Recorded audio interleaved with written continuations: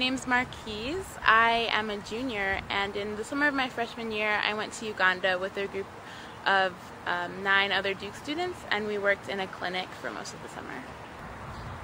In preparing to go to Uganda, I spent most of my time planning financial things or how to learn the language in 3 weeks, but one thing that never really factored into my planning was the idea of racial identity. I had spoken to some black Duke students that had gone the year before, and they told me that they faced some difficulty based on their skin color, but I wasn't really thinking that it would affect me emotionally at all because it has never done so before. Of course, as soon as I get there,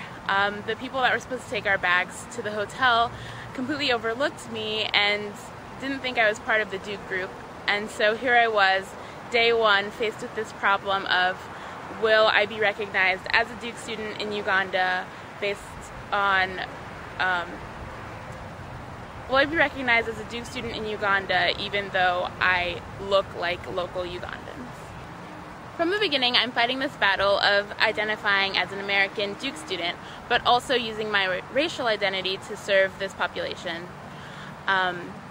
And so on the Duke side, I'm faced with these jokes about how I could pass for Ugandan and how it should be so easy for me to identify, and that's not making me feel any more part of the Duke group.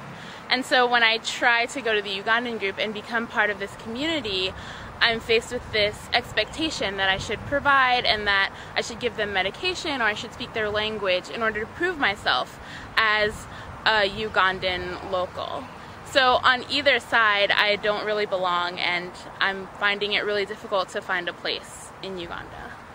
So when the Duke group and the Uganda group merged, I thought I would finally find my place as this middle person who can kind of be a bridge between both sections, and it turned out that it wasn't like that at all, and I was even further alienated because all my Duke friends were these exotic beings that did cool things and were American and awesome, and I was someone who was like the Ugandans and not as awesome and American, and so even then I felt less part of the group. So even though my time in Uganda was really difficult, it also challenged me to go on this journey of trying to figure out who I am and how all the different aspects of my identity, whether it be being a Black American or a Duke student or a Haitian American, how all of those 3 aspects can come together to give me a greater sense of self so that when I'm in any of these different communities, I can bring my full self to the table and be able to better serve the people that I'm working with.